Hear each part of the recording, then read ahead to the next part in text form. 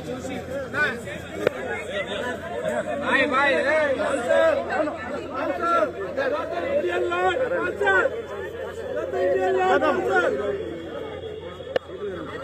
ladies ఉన్నారు bye జాగ్రత్త నెమ్మదిగా నెమ్మదిగా వచ్చిన వెళ్ళిపోండి